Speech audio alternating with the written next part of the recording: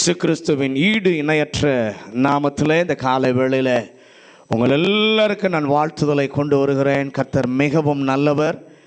இந்த 11வது மாதத்தின் 2வது வாரத்திலும் நாம் ஆண்டவருடைய சமூகத்தில் வந்து அவரை பணிந்து குனிந்து அவரை ஆராதிக்க அவருடைய பிரசன்னத்தின் மேன்மையினால் நாம் நிறையப்பட கர்த்தர் நமக்கு கிருபை பாராட்டினதற்காக ஆண்டவருக்கு நன்றி சொல்கிறேன். இந்த காலை வேளையிலும் கர்த்தர் நம்மோடு கூட பேசுவதற்கும் நம்முடைய செவிகளை இருதயங்களை நாம் திறந்து கொடுப்போம். கர்த்தருடைய வசனம் நம்மோடு கூட இடைபடுவதாக. வாசிக்கலாம். நெகேமியாவின் புஸ்தகம் 13ஆம் அதிகாரம் 2வது வசனம். நெகேமியா 13வது அதிகாரம் 2வது வசனம். அவர்கள் என்றைக்கும் அந்த சாபத்தை ஆசீர்வாதமாக திருப்பின எங்களுடைய தேவனுடைய சபைக்கு உட்படலாகாது என்று எழுதி இருக்கிறதாக காணப்பட்டது. எல்லாரும் கை உயர்த்தி, எங்கள் தேவன் சாபத்தை ஆசீர்வாதமாக திருப்பின தேவன். எத்தனை பேர் விசுவாசிக்கிறீங்க? இந்த ஆண்டவரை குறித்து பார்க்கும் பொழுது இந்த ஆண்டவர் என்ன செய்கிறார்? நாம் சேவிக்கிறோமே நம்முடைய தேவன், அவர் என்ன செய்கிறார்? தம்முடைய பிள்ளைகளுடைய வாழ்க்கையில் சிறையிருப்புகள் வரும் பொழுது சிறையிருப்பை கர்த்தர் திருப்புகிறார். இங்கே முக்கியமாக இந்த வசனத்தில் ஆண்டவர் நமக்கு இந்த மாதத்தில் கொடுக்கிற அவருடைய வார்த்தை என்னன்னா, திருப்பின தேவன், சாபத்தை ஆசீர்வாதமாக திருப்பின தேவன். போன வாரத்தில் ஆண்டவர் எதையெல்லாம் திருப்புகிற தேவனுடைய செயல் என்ன, எதையெல்லாம் திருப்புகிறார் என்று சொல்லி பார்த்தோம். அதில் இந்த தேவன் அவருடைய பிள்ளைகளுடைய வாழ்க்கையிலே வருகிறதான சிறையிருப்புகளை என் ஆண்டவர் திருப்புகிறார். ஏன் திருப்புகிறார்? அவருடைய ஜனத்திற்கு எதிராக ராஜாக்கள், அதிகாரிகள், ஆளுகிறவர்கள் திட்டமிடுவார்கள் என்று சொன்னால் அவர்களுடைய சிந்தனைகளை, அவருடைய இதயத்தை அவருடைய ராஜ்யத்திற்கும் அவருடைய நோக்கத்திற்கும் சாதகமாக திருப்புகிற ஒரு தேவனை நாம் பார்த்தோம். அல்லேலூயா. தம்முடைய ஜனத்துக்காக முதலாவது 3 காரியங்களை போன வாரத்தில் சொன்னேன். முதலாவது, தம்முடைய ஜனத்துக்காக திருப்புவார். 2வது, தம்முடைய கரத்தை ஆண்டவர் திருப்புவார். ஏன் திருப்புவார்? தன்னுடைய பிள்ளைகளுக்கு விரோதமாக வருகிற சக்திகளை தடுத்து நிறுத்துவதற்காக தம்முடைய கரத்தை கர்த்தர் திருப்புவார். 3வது, யுத்தத்தை அதன் வாசலுக்கு திருப்புகிற தேவன். யாரெல்லாம் அவருக்குள்ளே தைரியம் கொண்டு இருக்கிறார்களோ அவர்களை கர்த்தர் அனுகூலப்படுத்தி அவர்களை கொண்டு நிறைவேற்றுவதற்கு என் ஆண்டவர் உதவி செய்கிறார். கரம் உயர்த்தி ஆண்டவருக்கு ஒரு நன்றி சொல்லுங்களேன். எல்லாரும் சேர்ந்து கை உயர்த்தி சொல்லலாமா? சாபத்தை ஆசீர்வாதமாக திருப்புகிற எங்கள் தேவனுக்கு ஸ்தோத்திரம் உண்டாவதாக. திருப்புகிற கர்த்தர். பரிசுத்த வேதாகமத்தில் திருப்புகிற என்று சொல்லுக்கு பயன்படுத்தப்பட்டிருக்கிறதான 4 கருத்துக்களை இந்த நாளிலே நாம் பார்க்க போகிறோம். அந்த 4 கருத்துக்களை ஆண்டவர் செயல்படும் விதத்தை இந்த நாளிலே நாம் பார்க்க கர்த்தர் உதவி செய்வாராக. திருப்புகிற அல்லது திருப்பின அந்த வார்த்தையினுடைய முதல் காரியம் ஏசாயாவின் புஸ்தகம் 29வது அதிகாரம் 17வது வசனம். ஏசாயா 29:17. இன்னும் கொஞ்ச காலத்தில் அல்லவோ லீபனோன் செழிப்பான வயல்வெளியாக மாறும். செழிப்பான வயல் காடாக எண்ணப்படும். முதலாவது திருப்புதல் என்று சொல்லப்பட்டிருக்கிற அந்த கருத்துடைய சொல்லுக்கு முதல் காரியம் மாற்றுகிறது. திருப்புகிறது என்றால் மாற்றுகிறது. பக்கத்தில் கை கொடுத்து சொல்லுங்க. ஆண்டவர் திருப்புகிறது என்பது மாற்றுகிற ஒரு செயல். இஸ்ரவேல் ஜனங்களுக்கு ஆண்டவர் வாக்குத்தத்தமாக அவர் சொல்லுகிறார். என்ன சொல்லுகிறார்? லீபனோன் செழிப்பான வயல்வெளியாக மாறும். அல்லேலூயா. முதலாவது ஆண்டவர் திருப்பும் வேலையை செய்யும்போது அந்த திருப்புதல் என்ன செய்கிறதுனா மாற்றுகிறது. அல்லேலூயா. இப்படி சொன்னா ஒரு மாற்றத்தை என்ன பண்ணுகிறது? கொண்டு வருகிறது. பலன் தராமல் நம்முடைய வாழ்க்கையில இடிந்து சேதமடைந்து கிடந்தது ஆண்டவர் வாக்கு பண்ணுகிறார். நம்முடைய மனதிலும் அங்கேயும் அப்படிதான் அவங்க நினைச்சிருப்பாங்க. நாம் நம்முடைய வாழ்க்கையில் சில நேரத்தில் நினைக்கிறோம், இனி இதில் நான் நம்பி இருக்கிறதுல பிரயோஜனம் இல்லை, இனி இதிலே ஒன்றும் வராது என்று நீங்கள் நினைத்து கொண்டிருக்கிறீர்கள். ஆனால் ஆண்டவர் சொல்கிறார், இந்த லீபனோன் வயல்வெளியாக மாறும், வயல்வெளியாக திரும்பும். எத்தனை பேர் அதை விசுவாசிக்கிறீங்க? அல்லேலூயா. தேவன் திருப்பும் போது இருக்கிறதான நிலையில் இருந்து, அதாவது இருக்கிற நிலை என்ன? வேதனையான நிலை, எதிர்மறையான சூழ்நிலையாய் நம்முடைய வாழ்க்கையிலே இருக்கிறது. அந்த எதிர்மறையான சூழ்நிலைகளை கர்த்தர் ஆசீர்வாதமாக அந்த நிலைக்கு என் ஆண்டவர் திருப்புகிறார். எத்தனை பேர் அதை விசுவாசிக்கிறீங்க? இந்த நாளில் நம்முடைய வாழ்க்கையினுடைய சூழ்நிலை அப்படி இருந்தால் நிச்சயமாக என் ஆண்டவர் மாற்றுவார், என் ஆண்டவர் திருப்புவார். அல்லேலூயா. எதற்காக செய்கிறார்? 3 காரியத்துக்காக ஆண்டவர் செய்கிறார். முதல் குறிப்பிலே மாற்றுகிறது. அந்த குறிப்பிலே 3 காரியங்களை ஆண்டவர் செய்கிறார். அவர் செய்கிற முதல் காரியம், அவர் ஜனங்களிலே இருக்கிறதான கட்டுகளிலிருந்து ஆண்டவர் விடுதலை செய்வதற்காக செய்கிறார். 105வது சங்கீதம் 29வது வசனத்தை வாசிங்க. சங்கீதம் 105:29. அவர்களுடைய தண்ணீர்களை இரத்தமாக மாற்றி அவர்களுடைய மச்சங்களை சாக பண்ணினார். அவர்களுடைய மச்சங்களை சாக பண்ணினார். எகிப்தில் இருந்தவர்களை விடுதலை செய்வதற்காக ஆண்டவர் ஒன்றை மாற்றினார். என்னத்தை மாற்றினார்? தண்ணீரை இரத்தமாக என் ஆண்டவர் மாற்றினார். எதற்காக மாற்றினார்? அவருடைய ஜனங்களை விடுவிப்பதற்காக தண்ணீரை இரத்தமாக மாற்றினார். எதற்காக மாற்றினார்? எப்படியாவது என் ஜனங்களை விடுதலையாக்கி வெளியே கொண்டு வர வேண்டும் என்பதற்காக ஆண்டவர் அப்படி செய்தார். இந்த மாற்றத்தை மந்திரவாதிகளும் வேறு சக்திகளும் செய்ய முடிந்தது. ஆமென் சொல்லுங்களேன். ஆண்டவர் தண்ணீரை இரத்தமாக மாற்றினதை மந்திரவாதிகளும் மற்ற சக்திகளும் செய்ய முடிந்தது. ஆகவே ஒன்றை கர்த்தர் பார்த்தார். என்ன பார்த்தார்?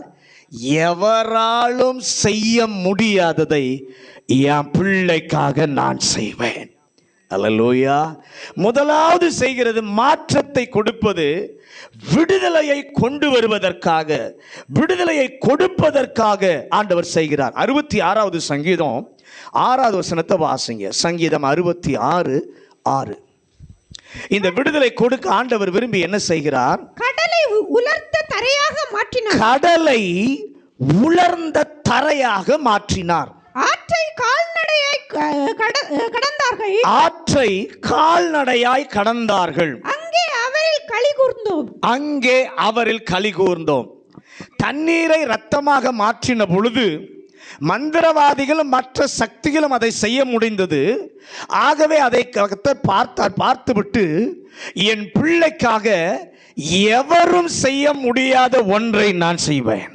ஆமென். அதற்காக என்ன செய்தார்? கடலை உலர்ந்த தரையாக மாற்றினார், திருப்பினார். மந்திரவாதிகளாலே இதை செய்யவே முடியாது. பக்கத்தில் பார்த்து சொல்லுங்க. தண்ணீரை ரத்தமாக மந்திரவாதி மாற்றிடலாம், ஆனால் கடலை பிளந்து உலர்ந்த தரையாக மாற்ற என் இயேசுவால் மட்டும்தான் முடியும். அல்லேலூயா. ஏன்னா கடலை உண்டாக்கினவருக்குத்தான் கடலை பிளந்து உலர்ந்த தரையாக மாற்றவும் அவரால் தான் முடியும். அல்லேலூயா. அதாவது எல்லாரும் செய்யக்கூடியதையும் நீ செய்ய முடியும். ஒருவராலும் செய்ய முடியாததை என் ஆண்டவர் எனக்காக நீர் செய்து முடிக்கிறதற்காக உமக்கு ஸ்தோத்திரம். இரண்டாவது, ஆண்டவர் அப்படி திருப்பும் போது நன்மைக்கு ஏதுவான திருப்பமாக மாற்றுவதற்கு இன்னொரு திருப்பத்தை ஆண்டவர் செய்கிறார். அவர் பிள்ளைகளை ஆசீர்வதிக்க விரும்புவதினாலே. எரேமியாவின் புஸ்தகம் 31வது அதிகாரம் 13வது வசனம். எரேமியா 31:13. அப்பொழுது கன்னிகைகளும் வாலிபரும் முதியோரும் கூட 31:13 வாசிங்க. ஆனந்த களிப்பாய் மகிழுவார்கள். நான் அவர்கள் துக்கத்தை சந்தோஷமாக மாற்றி அவர்களை தேற்றி அவர்கள் சஞ்சலம் நீங்க அவர்களை சந்தோஷப்படுத்துவேன். இங்க சொல்றாரு, அவர்கள் துக்கத்தை சந்தோஷமாக மாற்றுவேன். பக்கத்தில் கை கொடுத்து சொல்லுங்க, என்ன துக்கத்தோடு இந்த காலை வேளை நீங்க வந்திருந்தாலும் உங்க துக்கத்தை சந்தோஷமா மாற்றுகிறவர் உங்க பக்கத்தில் இருக்கிறார். அல்லேலூயா. ஏன் அதை சந்தோஷமா மாற்றுவேன் என்று சொல்லி ஆண்டவர் சொல்லுகிறார் என்று சொன்னால், அவர் பிள்ளைகளை அவரே ஆசீர்வதிக்க விரும்புகிறார். எஸ்தரின் புஸ்தகம் 9வது அதிகாரம் 21வது வசனம். எஸ்தர் 9வது அதிகாரம் 21வது வசனம். 9:21. எஸ்தர். வருஷந்தோறும் ஆதார் மாதத்தின் 14ஆம் 15ஆம் தேதிகளில் யூதர்கள் தங்கள் பகைஞருக்கு நீங்களாக்கி இளைப்பாறுதல் அடைந்த நாட்களாகவும் அவர்கள் சஞ்சலம் சந்தோஷமாகவும் அவர்கள் துக்கம் மகிழ்ச்சியாகவும் மாறின மாதமாகவும் ஆசரித்து. நல்ல கவனம். இஸ்ரவேல் ஜனங்களை முழுவதும் அழிப்பதற்கு ஆமான் தீர்மானம் பண்ணி கடிதங்களை எல்லாம் கொடுத்து அனுப்பி சீக்கிரத்திலே நிறைவேற வேண்டிய ஒரு ஆபத்தான அச்சம் நிறைந்த ஒரு சூழ்நிலை எங்கன்னா 127 நாடுகளிலும். எப்போ அந்த நாள் சீக்கிரம் வரப்போகுது, எல்லாம் கடிதங்களை எல்லாம் அனுப்பிட்டான். நிறைவேறக்கூடிய நாள் சமீபத்து வந்திருக்கிறது. 127 நாடுகளிலே அத்தனை தேசத்திலும் இருக்கிறதான யூதர்கள் பயந்து இருந்தபோது வேதம் சொல்லுகிறது, அவர்கள் சஞ்சலம் சந்தோஷமாக மாறினது. அல்லேலூயா, ஹல்லேலூயா. துக்கம் மகிழ்ச்சியாக மாறுவதற்கு என் ஆண்டவர் திருப்பினார். கை உயர்த்தி, ஆண்டவரே, உம்முடைய ஜனத்தை நீர் ஆசீர்வதிப்பதற்காக அவர்களை வருத்தப்படுத்துகிற, அவர்களை வேதனைப்படுத்துகிற, அவர்களை சஞ்சலப்படுத்துகிற, அவர்களை பயப்படுத்துகிற நிலை நீங்கி அதை சந்தோஷமாக மாற்றுவதற்கு நீர் ஒருவரே வல்லமை உள்ளவர். 114வது சங்கீதம் 8வது வசனம். சங்கீதம் 114:8. அவர் கன்மலையை தண்ணீர் தடாகமாகவும் கற்பாறையை நீரூற்றுகளாகவும் மாற்றுகிறார். நல்ல கவனி. அவர் கற்பாறையை தண்ணீர் தடாகமாக மாற்றுகிறார். கற்பாறை, அதில் புல் கூட வளராது, புல் கூட இல்லை, மரம் கூட இல்லை. அப்படிப்பட்ட நிலையில் இருப்பதை என் ஆண்டவர் மாற்றுகிறார். பக்கத்தில் பார்த்து சொல்லுங்க, கற்பாறை போல காரியம். புல்லு கூட முளைக்காம மரம் கூட இல்லாமல் இருந்தாலும் அந்த இடத்துல நீரூற்றை உங்களுக்காக உண்டு பண்ண கர்த்தராலே முடியும். எத்தனை பேர் விசுவாசிக்கிறீங்க? எப்படி ஆண்டவர் செய்கிறார்? தாகம் தீர்க்கிற தண்ணீர் தடாகமாக அதே கற்பாறையை ஆண்டவர் நன்மை செய்வதற்கு, ஆசீர்வாதம் கொடுப்பதற்கு கர்த்தர் மாற்றுகிறார். ஒருவேளை அந்த ஆளை மாற்றும் என்று சொல்லி நாம் ஜெபம் பண்ணுவோம். யார் நமக்கு கற்பாறை போல இருக்கிறாங்களோ அந்த ஆளை ஆண்டவரை எப்படியாவது நீங்கள் என்ன பண்ணும், மாற்றும் என்று சொல்லி ஜெபம் பண்ணியிருப்போம். என் ஆண்டவருக்கு அந்த ஆளை, அந்த நபரை மாற்ற தெரியும். ஒருவேளை மாற்றாவிட்டால் அந்த ஆளை உங்களுடைய ஆசீர்வாதத்திற்கு ஏணியாக கர்த்தர் பயன்படுத்துவார். பக்கத்தில் பார்த்து சொல்லுங்க, எந்த ஆளாக இருந்தாலும் கர்த்தர் மாற்றுவார். அப்படி மாற்றலை அப்படின்னா அந்த ஆளையே உங்களுக்கு ஆசீர்வாதமாக இருக்கிற ஏணியாக கர்த்தர் மாற்றுவார். எத்தனை பேர் அதை விசுவாசிக்கிறீங்க? ஹல்லேலூயா. 107 சங்கீதம் 35 36 வசனங்கள். சங்கீதம் 107 35 36. அவர் அவாந்தர வெளியை தண்ணீர் தடாகமாகவும் வறண்ட நிலத்தை நீரூற்றுகளாகவும் மாற்றி பசித்தவர்களை குடியேற்றுகிறார். அங்கே அவர்கள் குடியிருக்கும் நகரத்தை கட்டி வயல்களை உண்டாக்கி விதைத்து திராட்சை தோட்டங்களை நாட்டுகிறார்கள். அவர்கள் வரத்துள்ள பலனை தரும். நல்ல கவனி. அவாந்தர வெளியை தண்ணீர் தடாகமாகவும் வறண்ட நிலத்தை நீரூற்றாகவும் என் ஆண்டவர் திருப்புகிறார். ஆண்டவரே, இந்த காலவேளை இந்த சபைக்கு வந்திருக்கிற நீங்க நினைக்கலாம், என்னுடைய வாழ்க்கையில் நடக்கிறதான நான் சந்திக்கிறதான சூழ்நிலைகள், என் வாழ்க்கையில் நடக்கிறதான நிகழ்ச்சிகள், இவை எல்லாவற்றையும் நான் பார்க்கும் பொழுது எனக்கு எப்படி இருக்குன்னா வனாந்தரம் போல இருக்கு. எனக்கு எப்படி இருக்கு? வனாந்தரம் போல இருக்கு. ஆனால் உங்கள் வாழ்க்கையில் ஒரு நல்ல காரியத்தை இந்த காலையில் கர்த்தர் சொல்லுகிறார். உங்கள் சூழ்நிலை வனாந்தரம் போல மாறி இருந்தால் இந்த நாளில் திருப்புகிற ஒரு தேவன் உங்கள் அருகிலே வந்திருக்கிறார். எதற்காக தெரியுமா? வனாந்தரம் போல் இருக்கிறதை தண்ணீர் தடாகமாக மாற்றுவதற்கு. அவர் ஒருவரால் அதை திருப்ப முடியும். திருப்புவதற்கு அவர் வல்லவர். அல்லேலூயா. தண்ணீர் தடாகமாக பலன் தருகிற. போன நாட்களில் எப்படி இருந்துச்சு? செலவு வருகிற பலன் அல்ல. வரத்துனா என்ன அர்த்தம்னா பலன் தருகிற நிலமாக. பக்கத்தில் பார்த்து சொல்லுங்க, வரத்து என்றால் பலன் தருகிற ஒரு நிலமாக. இதுவரைக்கும் பலனே அதில் வரல, ஒன்றுமே இல்லை. அந்த நிலத்தை பலன் தருகிற வரத்து நிறைந்த ஒரு நிலமாக கர்த்தர் மாற்றுகிறார். வேதத்தில் நாம் பார்க்கும் பொழுது சவுல் என்பவன் சபையை அவன் துன்பப்படுத்தி வருகிறான். உங்கள் எல்லாருக்கும் தெரியும். சபையை இடித்து கொண்டிருக்கிறான்.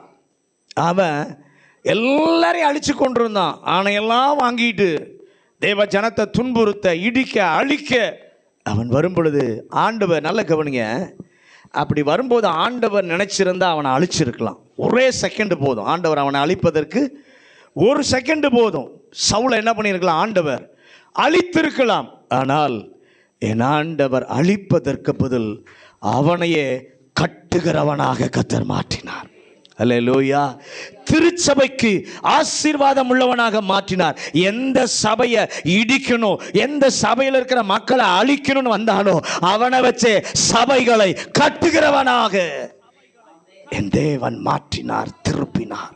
மூன்றாவது, இந்த தேவன் எப்படிப்பட்டவர் என்பதை அவருடையவர்களுக்கும் உலகிற்கும் நினைவுபடுத்த அல்லது வெளிப்படுத்த விரும்பும் போது கர்த்தர் மாற்றி அமைக்கிறார். ஆமோஸின் புஸ்தகம் 5வது அதிகாரம் 8வது வசனம். ஆமோஸ் 5வது அதிகாரம் 8வது வசனம்.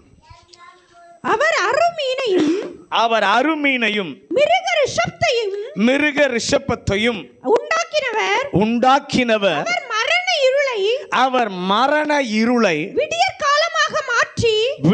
காலமாக மாற்றி பகலை இரவாக அந்தகாரப்படுத்துகிறவர்.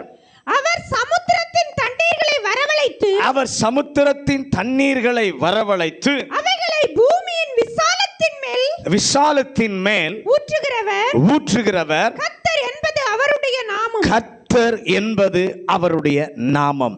அவர் என்ன செய்கிறாராம்? பகலை, அதாவது இப்படி சொல்ற, இருளை பகலாக, வெளிச்சமாக, விடியற்காலையாக மாற்றுகிறவர் என் தேவன். அல்லேலூயா. அச்சத்தின் இருளை, வேதனையின் இருளை, நம்பிக்கைக்கு வழியே இல்லாமல் இருக்கிறதான இருளை விடியலாக என் தேவன் மாற்றுகிறார்.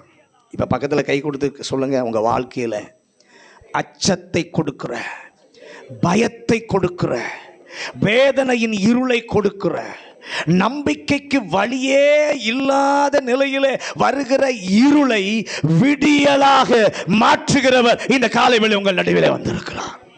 நம்பிக்கை தருகிற ஆசீர்வாதத்திற்கு ஒரு வழி உண்டு என்று உறுதிப்படுத்துகிற விடியலாக கர்த்தர் மாற்றுகிறார்.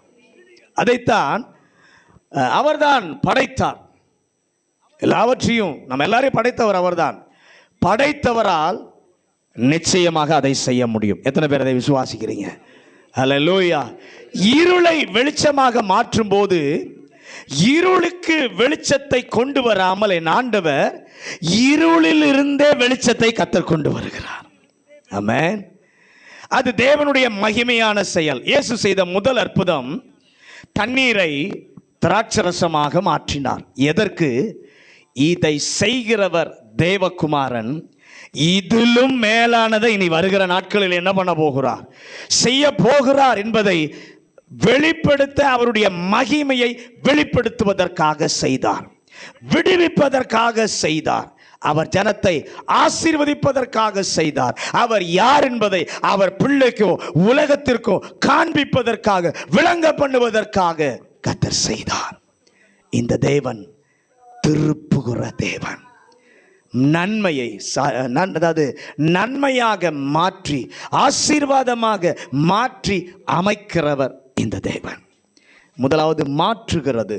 இரண்டாவது 114வது சங்கீதம் 5வது வசனம். திருப்புதல் என்பதற்கு இரண்டாவது அர்த்தம், கடலே நீ விலகி ஓடுகிறதற்கும், நீ விலகி ஓடுகிறதற்கும், யோர்தானே பின்னிட்டு திரும்புகிறதற்கும், நீ பின்னிட்டு திரும்புகிறதற்கும். இரண்டாவது, கர்த்தர் திருப்புதல் என்றால் பின்னாலே திருப்புகிறார்.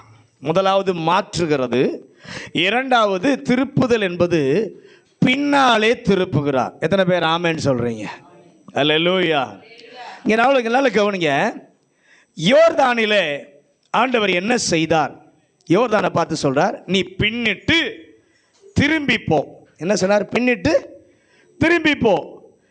பின்னால் திருப்பினார். திருப்புதல் நன்மையாக மாற்றி அமைத்தல். திருப்புதல் என்பது பின்னிட்டு போக செய்தல். எப்படி கர்த்தர் யோர்தான் தண்ணீரை பின்னிட்டு போக செய்தார் என்பதை வசனத்தை பார்த்தால் நிச்சயமாக இங்க இருக்க எல்லாருமே ஆமேன்னு சொல்லுவீங்க. யோசுவாவின் புஸ்தகம் 3ஆம் அதிகாரம் 13வது வசனத்தை வாசிங்க. யோசுவா 3வது அதிகாரம் 13வது வசனம். சம்பவிப்பது என்னவென்றால் சர்வ பூமிக்கும் ஆண்டவராகிய கர்த்தரின் பெட்டியை சுமக்கிற ஆசாரியர்களின் உள்ளங்கால்கள் யோர்தானின் தண்ணீரிலே பட்ட மாத்திரத்தில் மேலே இருந்து ஓடி வருகிற யோர்தானின் தண்ணீர் ஓடாமல் ஒரு குவியலாக நிற்கும் என்றான். நல்ல கவனிங்க. அங்க சொல்லப்பட்டிருக்கிறது, மேலே இருந்து ஓடி வருகிற தண்ணீர். மேலே இருந்து ஓடி வர்றத நிறுத்தவே முடியாது. அது என்ன பண்ண முடியாது? நிறுத்தவே, அது போயிட்டே தான் இருக்கும். மேலே இருந்து ஓடி வருகிற தண்ணீர் ஓடாமல், பின்னிட்டு ஓடாமல் குவியலாக என் கர்த்தர் நிறுத்தினார். எத்தனை பேர் ஆமென் சொல்றீங்க? மேலே இருந்து வருகிற தண்ணீர், யோர்தான் மேலே இருந்து பாய்ந்து வருகிறதான ஒரு காரியம். மேலே இருந்து வருகிற தண்ணீர் அப்படியே நிற்க வேண்டும் என்றால் சரிந்து வரும் இடத்திலே தண்ணீர் ஈர்ப்பு சக்தியினாலே மேலே இருந்து வருகிறதான அந்த தண்ணீர் நிச்சயம் இழுக்கப்படும். ஆனால் ஆண்டவர் அதை பின்னிட்டு திருப்பின போது பூமியினுடைய ஈர்ப்பு தன்மையிலே அந்த தண்ணீர் ஈர்க்க முடியாமல் நின்றது. எத்தனை பேர் ஆமென் சொல்றீங்க? தன்மையை நிறுத்தினது. அப்படி நிற்க கர்த்தர் உதவி செய்ய. இப்போ யோசுவா 3ஆம் அதிகாரம் 16வது வசனத்தை வாசிங்க. யோசுவா 3:16. மேலே இருந்து ஓடி வருகிற தண்ணீர் நின்று சார்தானுக்கு அடுத்த ஆதாம் ஊர் வரைக்கும் ஒரு குவியலாக குவிந்தது. உப்பு கடல் என்னும் சமனான வெளியின் கடலுக்கு ஓடி வருகிற தண்ணீர் பிரிந்து ஓடிற்று. அப்பொழுது ஜனங்கள் எரிகோவுக்கு எதிரே கடந்து போனார்கள். மேலே இருந்து ஊற்றின தண்ணீர் ஊற்றினால் அதுக்கு நிச்சயமா கீழே வரும். ஆனால் மேலே இருந்து வருகிற தண்ணீர் எப்படி நிற்கும்? நின்று சார்தானுக்கு அடுத்த ஆதாம் ஊர் வரைக்கும் குவியலாக குவிந்தது. நல்ல கவனிங்க, இந்த சரிந்து வரும் இடம், அந்த இடத்துல குவிந்து இவர்கள் நடந்த இடத்திற்கும் இந்த ஆதாம் ஊருக்கும் சுமார் 20 மைல் தூரம். இந்த 20 மைல் தூரமும் குவியலாக நின்றது. ஒரு ஆமென் சொல்லுங்களேன். ஹல்லேலூயா. கண்ணுக்கு தெரியாத ஒரு அணையை என் ஆண்டவர் கட்டினார். எத்தனை பேர் அதை விசுவாசிக்கிறீங்க? மனிதன் கட்டுகிற அணையெல்லாம் இடிந்து போகிறது, பயனற்று போகிறது. ஆண்டவர் நொடி பொழுதிலே ஆசாரியருடைய கால்கள் பட்ட உடனே கண்ணுக்கு தெரியாத ஒரு அணையை என் ஆண்டவர் கட்டினார். இதை ஏன் சொல்றேன்னா, இந்த 20 மைல் தூரத்துக்கும் நீர் தேக்கத்திலே நிற்கிற தண்ணீரை போல அது குவியலாக நின்றது. ஹல்லேலூயா, ஹல்லேலூயா. நிறுத்தினார் என்றால் பின்னிட்டு திரும்ப செய்கிற தேவனுடைய கரம். அது மாத்திரமல்ல, யோசுவா 3:15 வாசிங்க. யோசுவா 3:15. யோர்தான் அறுப்பு காலம் முழுவதும் கரை புரண்டு போம். பெட்டியை சுமக்கிற ஆசாரியர்களின் கால்கள் தண்ணீரின் ஓரத்தில் பட்டவுடனே யோர்தான் என்ன பண்ணுமா? கரை புரண்டு ஓடும். அப்படின்னா கரை புரண்டு ஓடுனா வெளியே வரும்னு அர்த்தம். வெளியே நிச்சயமா அது வரும். அப்படி வரும்போது கர்த்தர் பின்னிட்டு போக செய்கிறார். கொஞ்சம் மனதில் அந்த காட்சி அப்படி கொஞ்சம் கொண்டு வந்து நிறுத்தி பாருங்க. கரை புரண்டு வருகிறது, பின்னிட்டு போகினால் நிச்சயமா தண்ணீர் சைடெல்லாம் ஓடி இருக்கணும். பின்னிட்டு போக செய்திருந்தா என்ன பண்ணியிருக்கணும்? தண்ணீர் ஏன்னா கரை புரண்டு ஃபுல்லாக இருக்கு, நிச்சயமா பின்னிட்டு வெளியில என்ன பண்ணியிருக்கணும்? அந்த தண்ணீர் போயிருக்க வேண்டும், பரவி இருக்கணும். ஆனால் எங்கேயும் தண்ணீர் பரவவே இல்லை. எங்கேயும் தண்ணீர் பரவவே இல்லை. அந்த கரைக்கு உள்ளேயாத்தான் அந்த தண்ணீர் 20 மைல் வரைக்கும் இருக்கு. ஹல்லேலூயா. பலாத்காரமாக தடுத்து நிறுத்த நினைத்தால் தண்ணீர் 2 பக்கமும் பறந்து போயிடும். இப்போ திடீர்னு நம்ம ஒரு அணையிலிருந்து தண்ணி விடுறாங்கன்னு வச்சுக்கோங்களேன், பலாத்காரமாக ஏதாவது ஒன்று செய்து தடுத்து நிறுத்தாங்கன்னா 2 பக்கமும் அந்த தண்ணி ஓடும். ஆனால் யோர்தானில் பின்னிட்டு போக செய்த போது எந்த பக்கமும் தண்ணி பரவலை, அங்கேயே குவியலாக நிற்குது. ஹல்லேலூயா, ஹல்லேலூயா. கர்த்தர் அப்படி குவிந்திருக்க பண்ணினார் என்றால் நம்மளுடைய அறிவு, நம்மளுடைய கணக்குப்படி அத்தனையும் மீறி ஆண்டவர் சனப்பொழுதிலே கர்த்தர் செய்தார். இந்த தேவனுடைய வல்லமையை போல ஒரு பெரிய வல்லமை எதுவுமே கிடையாது. திருப்ப அவரால் முடியும். 2 காரணங்களுக்காக ஆண்டவர் திருப்புகிறார். ஒன்று, யோசுவா 3:7 வாசிங்க. யோசுவா 3:7. கர்த்தர் யோசுவாவை நோக்கி, நான் மோசேயோட இருந்தது போல உன்னோடும் இருக்கிறேன் என்பதை இஸ்ரவேல் எல்லாரும் அறியும்படிக்கு இன்று அவர்கள் கண்களுக்கு முன்பாக. அல்லேலூயா. யோசுவா 4:11 வாசிங்க. ஜனமெல்லாம் கடந்து போன பின்பு கர்த்தருடைய பெட்டியும் கடந்தது. ஆசாரியர் ஜனத்துக்கு முன்பாக, இஸ்ரவேலுக்கு முன்பாக மேன்மைப்படுத்துவதற்காக கர்த்தர் திருப்பினார். 2வது பார்க்கிறோம், இந்த அற்புதம் நடந்தது. அவர்கள் கடந்து போன பின்பு மறுபடியும் கர்த்தர் சொல்லுகிறார், இவ்விதமாக கர்த்தர் யோசுவாவை கனப்படுத்தினார். ஆண்டவர் இந்த யோர்தானை பின்னிட்டு போக செய்ததற்கு காரணம், தேவன் பயன்படுத்தின பாத்திரத்தை கர்த்தர் கனப்படுத்த விரும்பினார். அல்லேலூயா. ஆண்டவர் இந்த யோர்தானை பின்னிட்டு போக செய்ததுக்கு அதுதான் காரணம். தேவ பிள்ளையே, தேவன் உங்களை பயன்படுத்துவதற்கு நீங்கள் அர்ப்பணித்தால், நீங்கள் விட்டு கொடுத்தால், உங்களை கனப்படுத்துவதற்கு திருப்புகிற தேவன் புத்திக்கு எண்ணத்திற்கு அப்பாற்பட்ட நிலையிலே, புவியீர்ப்பு வல்லமைக்கு அப்பாற்பட்ட நிலைமையில திரும்ப செய்ய என்னுடைய ஆண்டவர் வல்லவராயிருக்கிறார். யோசுவா 4 அதிகாரம் 22 முதல் 24 வசனங்கள். நீங்கள் உங்கள் பிள்ளைகளுக்கு அறிவிக்க வேண்டியது என்னவென்றால் இஸ்ரவேலர் வெட்டாந்தரை வழியாய் இந்த யோர்தானை கடந்து வந்தார்கள்.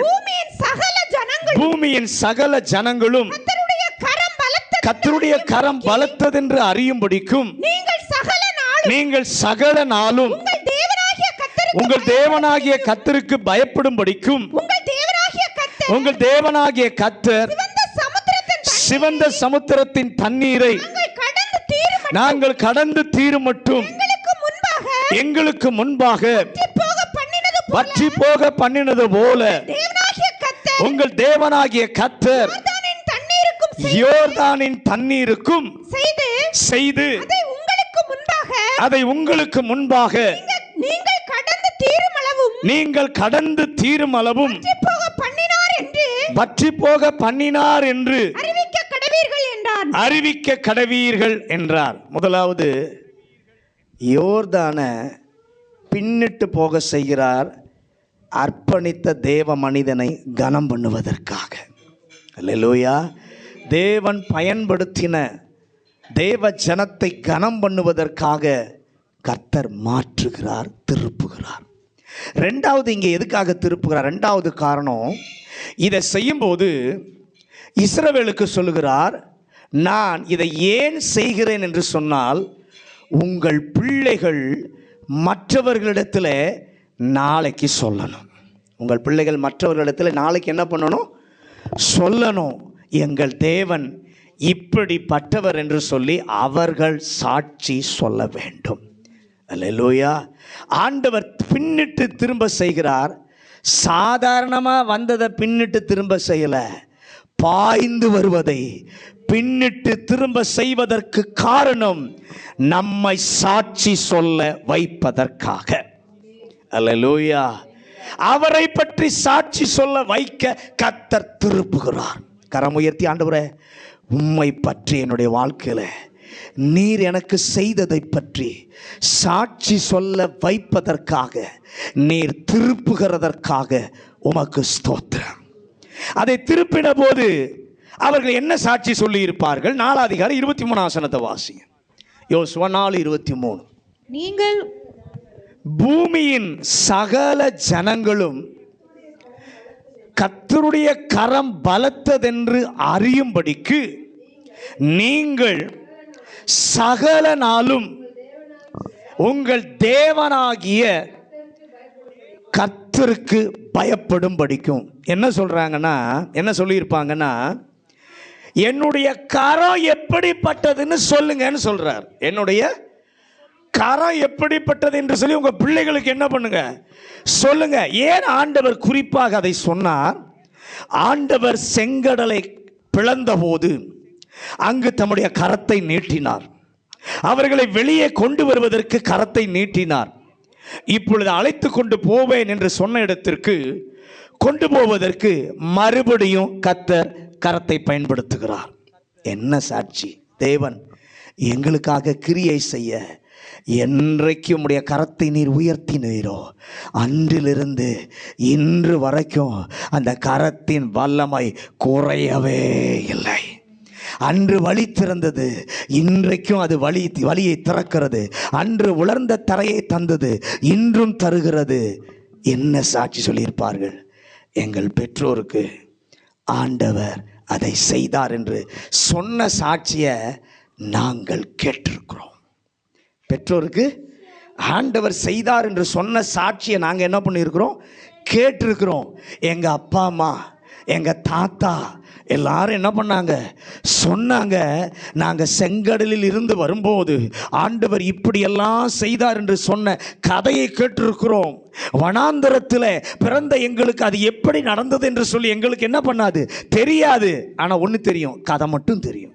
எங்கள் பெற்றோர் சொன்ன கதை மட்டும் எங்களுக்கு என்ன பண்ணோம், தெரியும் அப்படின்னு அவங்க நினைப்பாங்க. நல்ல கவனிங்க, எங்கள் பெற்றோருக்கு செய்ததை எங்களுக்கும் இந்த ஆண்டவர் செய்வார். அல்லேலூயா.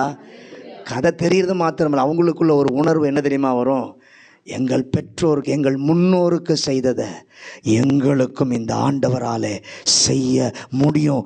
எங்கள் சொந்த கண்களால், நாங்கள் காதுகளாலே கேள்விப்பட்டதை, காதுகளால் கேட்டதை எங்கள் கண்கள் காண இந்த கர்த்தர் செய்வார் என்ற சாட்சியை சொல்ல வைப்பீராக. அல்லேலூயா. எங்கள் முற்பிதாக்களுக்கு செய்ததை இயேசு எனக்கும் செய்தார்னு நானும் சொல்லணும், என் சந்ததியும் அந்த சாட்சியை சொல்லணும். அல்லேலூயா. சொல்ல வைக்க பின்னிட்டு திரும்ப பண்ணுகிறார். ஆண்டவரே, கை உயர்த்தி, என்னுடைய வாழ்க்கையில் யோர்தானை போல இருக்கிறத பின்னிட்டு திரும்ப செய்வீராக.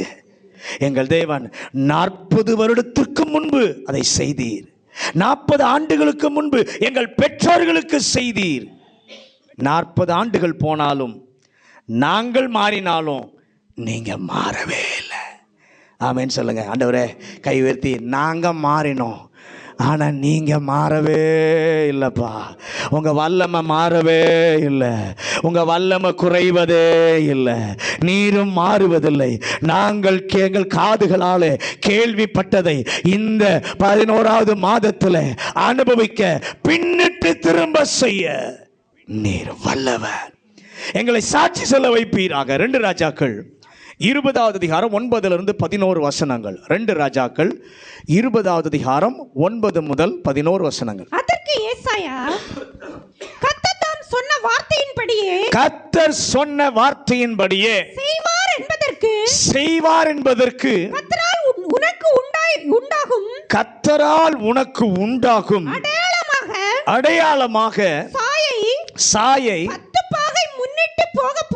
பாகை முன்னிட்டு போக செய்ய வேண்டுமோ, 10 பாகை பின்னிட்டு திரும்ப வேண்டுமோ என்றான். அதற்கு எசேக்கியா சாயை 10 பாகை முன்னிட்டு போகிறது லேசான காரியம், 10 பாகை முன்னிட்டு போகிறது லேசான காரியம், அப்படி வேண்டாம். சாயை 10 பாகை திருப்ப வேண்டும் என்றான். அப்பொழுது ஏசாயா தீர்க்கதரிசி கர்த்தரை நோக்கி கூப்பிடுகையில் அவர் ஆகாசுடைய சூரிய கடிகாரத்தில் பாகைக்கு 10 பாகை முன்போன சாயை 10 பாகை பின்னிட்டு திரும்பும்படி செய்தார். நல்ல கவனிங்க. எசேக்கியா அழுது புலம்புகிறான். புலம்பும் போது ஏசாயா அப்ப வந்து சொல்றான், கர்த்தர் உன்னை குணமாக்குகிறார். நீ திரும்ப எழும்பி ஆலயத்திற்கு போவீர் என்று சொன்ன உடனே எசேக்கியாவினாலே அதை நம்ப முடியவில்லை. இன்னைக்கு நிறைய நேரத்தில் நம்முடைய வாழ்க்கையிலும் ஆண்டவர் வசனத்தை கொடுத்து உறுதிப்படுத்தினாலும் நம்மளால் என்ன பண்ண முடியறதில்ல, நம்ப முடியறதில்ல. ஏன்னா ஏன் அவனால் நம்ப முடியலன்னா, ஏசாயா தான் வந்து சொல்கிறார், உன் நாட்கள் முடிய போது சீக்கிரம் உயிரெலாம் எழுதி என்ன பண்ணிடு, ரெடி பண்ணிடு. அழுது புலம்புறான். முற்றத்துக்கு தான் ஏசாயா போயிருக்காரு, இன்னும் எல்லை விட்டு வெளியே போகலை. அதுக்குள்ளே கர்த்தர் மறுபடியும் என்ன பண்ணுறாரு. அப்போ அவனுடைய ஜெபம் தேவனை எவ்வளோ அசைச்சிருக்கு பாருங்க. இங்கிருந்து அங்கே அவர் போகிறதுக்குள்ளே அந்த ஜெபம், அந்த அழுகிய புலம்பலை கர்த்தர் கேட்டு போனவனை திரும்பி அனுப்புகிறார். திரும்பி அனுப்பி நீ உன்னை கர்த்தர் குணமாக்குகிறார், நீ ஆலயத்திற்கு போவாயின்னு சொன்னோன்னே எசேக்கியாவினால கொஞ்சம் கூட அதை நம்ப முடியலை.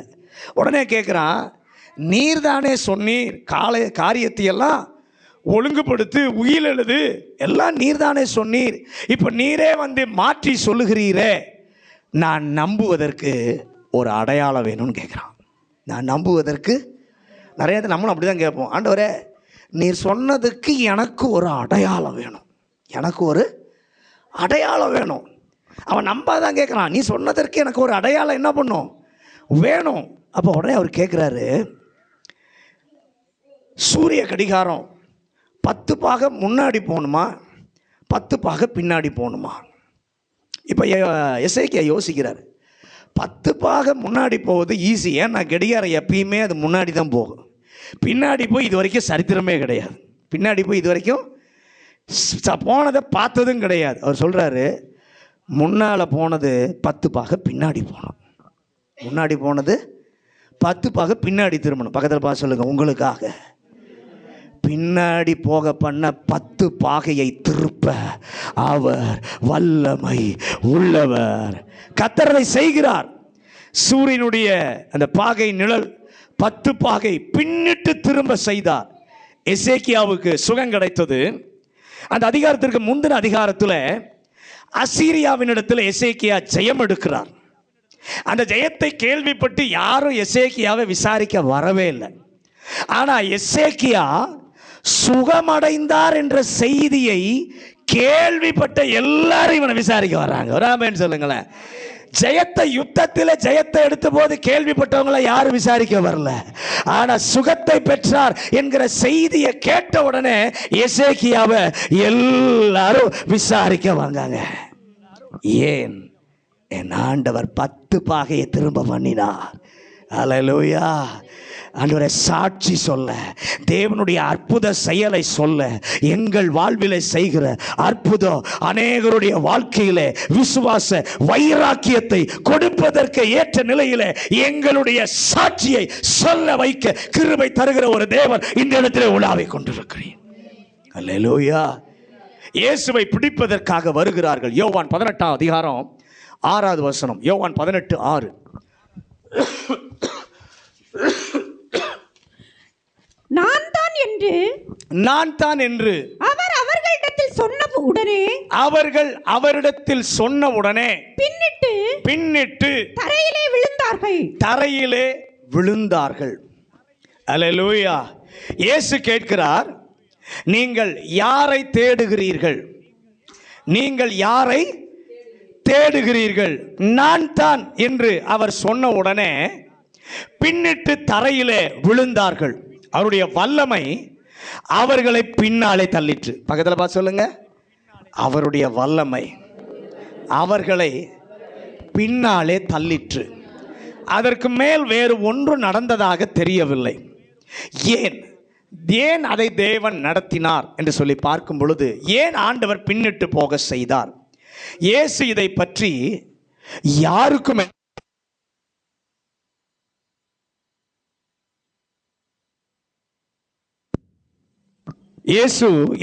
யாருக்கும் என்ன பண்ணல, சொல்லவில்லை. ஆனால் அங்கு நடந்தது, ஆண்டவர் சாத்தானுக்கு ஒன்றை சொல்ல விரும்பினார். பிசாசே, இயேசு நினைச்சிருந்தா அந்த நேரத்திலேயே அவர் தப்பி போயிருக்க முடியும்.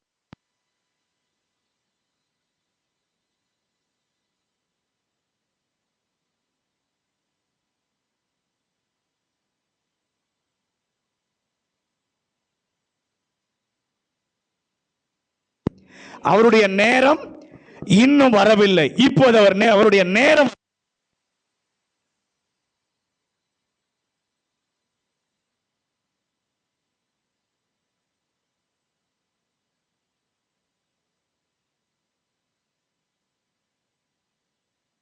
யோர்தானை பின்னிட்டு திரும்ப செய்வீராக. சாட்சி சொல்ல வாய்ப்பை கர்த்தர் தருவீராக. 2 காரியத்தை பார்த்திருக்கிறோம். எல்லாரும் முழங்கால் படிங்க. திருப்புதல் என்பது முதலாவது மாற்றுகிறது. திருப்புதல் என்பது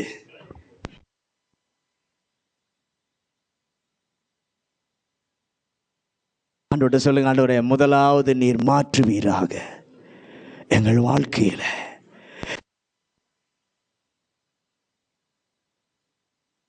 போக செய்வீராக. உம்முடைய வல்லமை பெரியது, உம்முடைய வல்லமை பெரியது.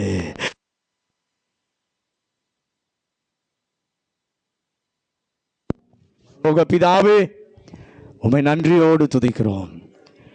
இந்த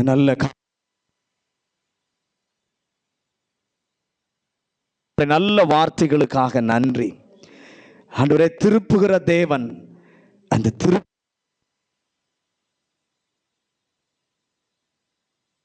திருப்புதல் என்ற சொல் பின்னிட்டு போக செய்கிறது. எங்க பிள்ளைகளுடைய வாழ்க்கையில் அது நடப்பதாக